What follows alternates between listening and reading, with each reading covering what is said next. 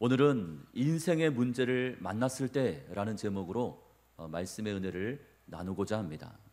여러분, 사람은 누구나 다 행복해지기를 원합니다. 그러나 현실은 어떠합니까? 생각만큼 쉽지가 않습니다. 열심히 일한다고 해서 행복이 보장되는 것도 아닙니다. 또 전혀 예상치 못했던 인생의 문제를 만나기라도 하면 평생토록 공들여 쌓아왔던 탑이 한순간에 무너질 때도 있습니다. 느헤미야에게도 이 같은 심각한 인생의 문제가 찾아왔습니다. 하나님의 절대적인 은혜 속에 예루살렘 성벽 재건 공사는 순조롭게 진행이 되고 있었습니다. 물론 방해하는 세력도 있었고 또 그들의 공격도 만만치 않았습니다. 산발랏을 비롯한 여러 대적들이 부정적이고 또 비관적인 말들로 미혹해 왔습니다. 주변 세력들을 귀합해서 협박하기도 했습니다. 하지만 느헤미야는 저들의 이 같은 외적인 공격을 철저하게 막아냈으며 그들의 공격을 대비했습니다. 한 손에는 무기를 들었고 다른 쪽 한 손에는 연장을 들었습니다. 성벽 재건 공사를 멈추지 않았습니다. 자, 그런데 성벽 공사가 절반쯤 끝났을 때 이번에는 이스라엘 공동체 내부에서부터 심각한 문제가 터지기 시작합니다. 자, 우리 1절에 있는 말씀, 1절 말씀이요. 우리 같이 읽겠습니다. 그때 백성들이 그들의 아내와 함께 크게 부르짖어 그들의 형제인 유다 사람들을 원망하였다고 했습니다. 백성들 사이에 원망과 불평의 소리가 터져 나오기 시작합니다. 특별히 아내들까지 언급한 것을 보면 그들의 문제는 집안 살림과 관련되어 있음을 알 수가 있습니다. 왜냐하면 집안 형편이 어려워지면 가장 먼저 피부로 느끼는 사람이 아내들이기 때문이죠. 어떤 이들은 부양할 가족은 많은데 먹을 거리가 없다고 아우성을 칩니다. 끼니 문제를 해결하지 못했습니다. 그러니 얼마나 힘들었겠습니까? 성벽 재건 물론 좋은 일이고 하나님의 나라와 의를 위해서 헌신하는 것 물론 좋은 것이지만, 자, 지금 당장에 내 가족이 굶고 있다고 한번 생각해 보십시오. 원망과 불평이 나올 수밖에 없습니다. 설상가상으로 흉년까지 겹쳤습니다. 이스라엘의 경제적인 어려움은 해결의 기미가 보이지 않습니다. 그래서 그들은 포도원과 집을 저당 잡히고 곡식을 얻어와야만 했습니다. 돈이 될 만한 것들은 죄다 팔아야 했습니다. 또한 그 당시 이스라엘은 바사 제국의 식민지로 있었기 때문에 그들에게 세금과 곡물도 바쳐야 했습니다. 자, 그런데 이처럼 힘겨운 상황에서도 동족들 사이에 착취와 수탈이 기승을 부렸습니다. 5절 말씀에 이렇게 기록합니다. 우리 육체도 우리 형제의 육체와 같고 우리 자녀도 그들의 자녀와 같거늘 이제 우리 자녀를 종으로 파는도다.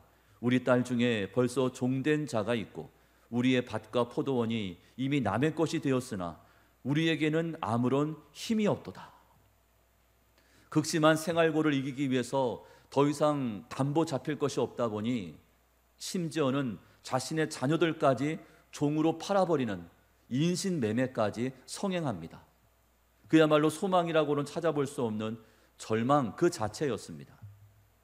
자, 그동안은 느헤미야를 중심으로 외부의 적들과 싸우면서 이 성벽 재건 공사의 공정을 50%까지 마칠 수 있었지만, 자, 지금은 어떻습니까? 공동체 안에 내적인 문제로 인해서 큰 위기를 맞이하게 된 것입니다. 원망과 불평이 그침이 없습니다. 여러분, 이 같은 심각한 문제 앞에서 느헤미야는 이 문제를 어떻게 풀어냈습니까? 저희 또한 심각한 인생의 문제를 만나게 되는데 여러분, 그럴 때마다 어떻게 처신해야 하는가를 오늘 본문의 말씀을 통해서 세 가지로 말씀을 드리고자 합니다. 첫째는 문제의 근본적인 원인이 무엇인가를 깊이 생각해야 합니다. 우리 6절에 있는 말씀, 6절 말씀 같이 읽습니다. 내가 백성의 부르짖음과 이런 말을 듣고 크게 노하였으나. 먼저 느헤미야는 백성들의 당면한 문제가 무엇인지를 그들의 입을 통해서 직접 들었습니다. 백성들의 말을 경청합니다. 그리고는 크게 화를 냈다고 했습니다. 믿음의 공동체 안에서 서로를 사랑하기는커녕 갈등과 분란이 일어나고 있었습니다. 같은 동족인 부자와 귀족들은 자신들의 배를 불리는 데만 여념이 없었습니다. 백성들의 재산을 착취합니다. 느헤미야는 이자를 갚지 못해서 자식까지 팔아야 하는 이 같은 안타까운 현실 앞에서 화를 내지 않을 수가 없었습니다.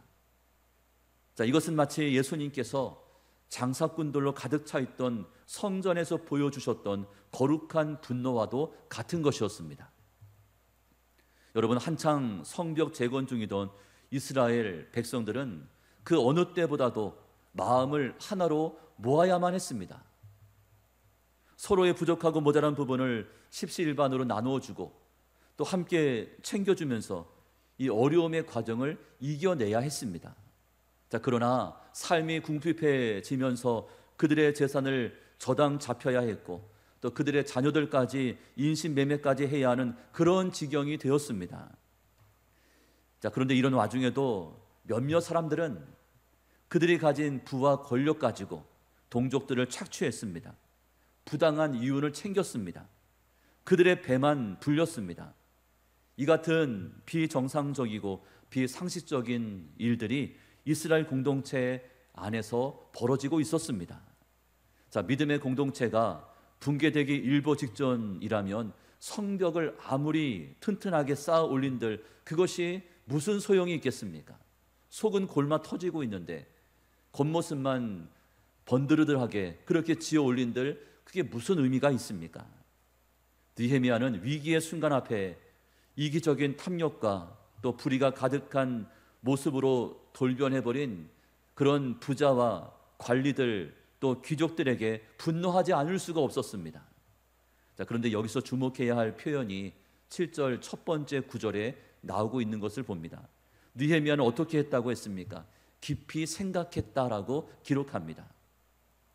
무엇을 의미합니까? 느헤미야는 그냥 감정적으로 충동적으로 화를 낸 것이 아니었습니다. 거룩한 분노가 일어났지만 느헤미야는 심사숙고하면서 그 문제의 원인이 무엇인가를 파악하고자 했습니다. 그러므로 저희는 불의하고 잘못된 일들을 보거나 듣게 되었을 때 그때 감정적으로만 처신할 것이 아니라 느헤미야처럼 이 문제의 근본적인 원인이 무엇인가를 정확히 짚어내며 살펴볼 수 있어야 합니다. 두 번째는 하나님의 말씀 안에서 그 문제에 대한 해결책을 찾아야 합니다. 7절 말씀에 기록합니다. 깊이 생각하고 귀족들과 민장들을 꾸짖어 그들에게 이르기를 너희가 각기 형제에게 높은 이자를 취하는도다 하고 대회를 열고 그들을 쳤다고 했습니다. 느헤미야가 우선적으로 꾸짖고 책망했던 사람들은 귀족과 관리들이었습니다. 그들은 손꼽히는 부자들이었죠. 가진 것이 많은 사람들이었습니다. 그러므로 당시 경제적인 문제의 주범은 누구였습니까? 일반 백성들이 아니라 돈 많은 귀족들, 나라의 관리들이었습니다. 그들이 동족에게 높은 이자를 취한 사실에 대해서 느헤미야는 꾸짖고 있는 거죠. 여러분, 성경 말씀에 보면 형제들에게 이자를 받지 말라 그렇게 명하고 있습니다. 신명기 23장 19절의 말씀이죠. 우리 보면서 같이 읽습니다. 내가 형제에게 구워주거든 이자를 받지 말지니 곧 돈의 이자, 식물의 이자, 이자를 낼 만한 모든 것의 이자를 받지 말 것이라. 이같이 말씀하고 있음에도 불구하고 이스라엘 공동체 안에서는 동족을 대상으로 하는 고리대금업이 성행했습니다. 비록 이스라엘은 하나님의 거룩한 백성들이었지만 막상 그들은 위기의 순간에 봉착하자 세상 욕심 때문에 눈이 멀고 말았습니다. 영적인 분별력을 잃었습니다. 그래서 느헤미야는 믿음의 공동체 안에 이 같은 일들이 발생하게 된 이유는 그들이 더 이상 하나님을 경외하지 않기 때문이라고 책망했습니다. 하나님을 두려워하지 않게 되었습니다. 여러분, 하나님을 두려워하지 않게 되면 내 마음대로 살게 됩니다. 여러분, 하나님을 경외하시고 하나님을 두려워하시고 날마다 코람데오의 정신으로 신전의식을 가지고 사는 그런 저희 모두가 될 수 있기를 간절히 축복합니다. 9절 말씀에 기록합니다. 내가 또 이르기를 너희의 소행이 좋지 못하도다. 우리의 대적 이방 사람의 비방을 생각하고 우리 하나님을 경외하는 가운데 행할 것이 아니냐. 여러분, 진정 신앙의 회복과 재건은 어디에서부터 시작됩니까? 하나님의 말씀을 통해서 우리의 죄된 모습이 책망을 받고 회개하는 것, 여기에서부터 신앙의 회복과 재건이 시작이 됩니다. 그래서 신앙의 회복과 재건을 사모하는 자는 이렇게 기도를 합니다. 하나님, 제가 잘못했습니다. 하나님, 제가 불의를 범했습니다. 하나님 말씀대로 살아야 하는데 그렇게 살지를 못했습니다. 하나님, 저의 허물과 죄를 용서하여 주옵소서. 이처럼 고백하며 회개할 때 진정한 신앙의 재건과 회복이 일어나게 되는 줄로 믿습니다. 자, 느헤미야는 공동체의 문제를 공개적으로 다루기 위해서 대회를 열었습니다. 공동체 전체가 각성하며 회개하는 시간을 갖고자 백성들을 한 자리로 불러 모았습니다. 그래서 예루살렘 성벽 재건 공사도 이때만큼은 잠시 멈췄습니다. 여러분, 공사를 멈추면서까지 왜 그렇게 해야만 했습니까? 왜냐하면 내적인 신앙의 재건이 외적인 성벽의 재건보다 훨씬 더 시급하며 중요한 문제였기 때문입니다. 느헤미야는 다들 모인 그 자리에서 특별히 귀족과 관리들에게 무엇이라 책망을 합니까? 8절 말씀인데요, 쉬운 성경은 이렇게 번역합니다. 나는 그들에게 이렇게 말했습니다. 우리의 동포 유다 사람들이 다른 나라에 팔려갔지만 우리는 힘 닿는 대로 그들의 몸값을 치르고 데려왔소. 그런데 지금 여러분은 여러분의 동포를 팔고 있어. 우리가 우리 동포를 같은 동포에게 몸값을 받고 팔다니 이게 말이나 되는 일이요. 관리들은 잠잠코 있었습니다. 그들은 아무 말도 할 수 없었습니다.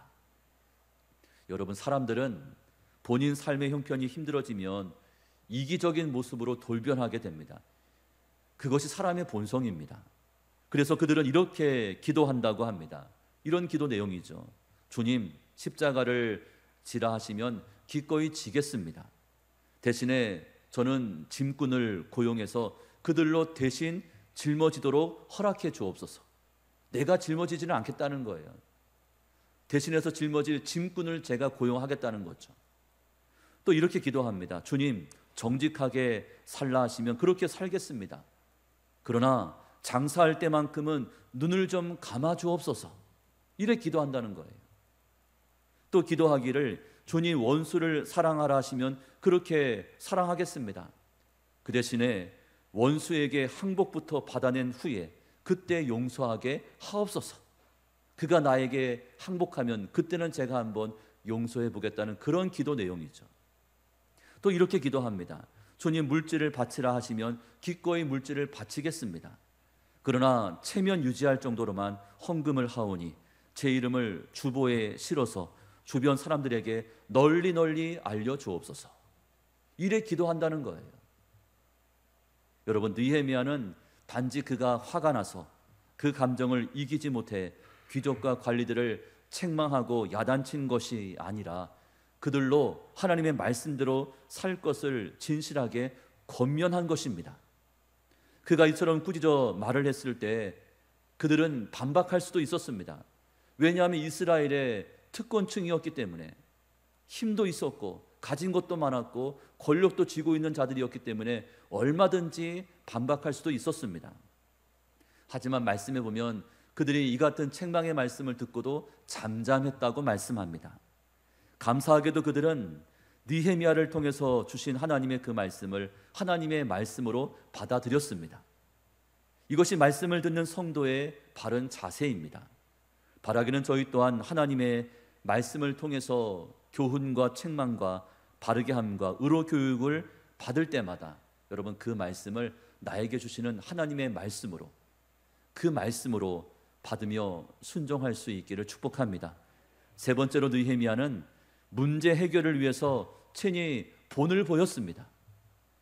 10절과 11절에 있는 말씀인데요, 우리 보면서 같이 읽습니다. 나와 내 형제와 종자들도 역시 돈과 양식을 백성에게 꾸어 주었거니와 우리가 그 이자를 받기를 그치자. 그런즉 너희는 그들에게 오늘이라도 그들의 밭과 포도원과 감람원과 집이며 너희가 꾸어준 돈이나 양식이나 새 포도주나 기름의 100분의 1을 돌려보내라 하였더니, 이처럼 느헤미야는 귀족과 관리들에게 그동안 그들이 해왔던 모든 관행을 포기하라고 요청합니다. 다시는 동족들에게 이자를 받지 말라. 너희가 받은 모든 것들은 다시금 돌려주라. 그렇게 말합니다. 그리고 느헤미야는 제사장들에게도 여호와의 이름으로 맹세하도록 시켰습니다. 13절은 이렇게 기록하죠. 내가 옷자락을 털며 이르기를 이 말대로 행하지 아니하는 자는 모두 하나님이 또한 이와 같이 그 집과 산업에서 털어버리실지니 그는 곧 이렇게 털려서 빈손이 될지로다 하매 회중이 다 아멘하고 여호와를 찬송하고 백성들이 그 말한 대로 행하였느니라. 느헤미야가 맹세를 시켰을 때 그 자리에 모여있던 모든 백성들, 회중들은 아멘으로 화답했습니다. 자, 이것은 그렇게 살겠다는, 그렇게 행하겠다는 결단이자 약속입니다. 여러분, 아멘의 신앙을 다시금 회복할 수 있기를 축복합니다. 할렐루야, 아멘. 여러분, 아멘을 해야 내가 그 말씀대로 살겠습니다. 그렇게 한번 살아보겠습니다. 결단과 약속을 하는 것이기 때문에 아멘을 회복하는 것은 너무나 중요한 문제입니다. 이처럼 결단하고 약속을 해야 내가 의지를 가지고 그 말씀을 지키며 순종할 수 있기 때문입니다. 여러분, 느헤미야는 단순히 그냥 맹세만 시킨 것이 아니었습니다. 그는 본을 보이며 모범적으로 솔선수범하여 그들 앞에 섰습니다. 여러분, 느헤미야는 무려 12년 동안이나 이스라엘의 총독으로 있으면서 월급을 받지 않았습니다. 왜냐하면 자신이 나라의 녹을 받게 되면 백성들에게 세금을 거둬야 하는데 백성들의 형편이 뻔한 것을 알았기 때문에, 그래서 녹을 받지 않았습니다. 그들의 짐을 덜어주고자 했습니다. 더군다나 느헤미야는 다른 총독들처럼 자신의 땅을 사거나 또 재물을 모으지도 않았습니다. 오히려 많은 사람을 자비량으로 대접하며 섬겼습니다. 이처럼 느헤미야가 이스라엘의 근본적인 문제 해결을 위해서 아낌없이 솔선수범하여 헌신할 수 있었던 까닭은 그가 하나님 아버지의 무조건적인 사랑을 먼저 경험했기 때문입니다. 여러분, 주님의 사랑을 먼저 맛보며 경험한 그 사람들이 똑같이 그대로 행할 수가 있는 것입니다. 이제 말씀을 맺습니다. 느헤미야는 이스라엘 공동체의 심각한 내적인 문제를 해결하고자 하나님 앞에 다음과 같이 기도했습니다. 19절에 있는 말씀, 여러분 중요한 말씀이죠. 우리 같이 한번 읽겠습니다. 내 하나님이여, 내가 이 백성을 위하여 행한 모든 일을 기억하사 내게 은혜를 베푸시옵소서. 아멘. 자, 누구의 하나님이라고 했습니까? 나의 하나님이요, 내가 이 백성을 위하여 행한 모든 일을 기억하사 내게 은혜를 베풀어 주옵소서라고 기도한 거죠. 여러분, 인생의 심각한 문제를 만났습니까? 그 문제를 겪고 계십니까? 그렇다면 그 문제의 원인이 무엇인지를 깊이 생각하며 기도하며 묵상해야 합니다. 그리고 하나님의 말씀을 통해서 해답을 찾아야 합니다. 여러분, 말씀 속에 해답이 있죠. 하나님의 말씀 속에 응답이 있습니다. 또한 내 자신이 먼저 그 말씀 앞에 순종하면서 하나님의 은혜를 구해야 합니다.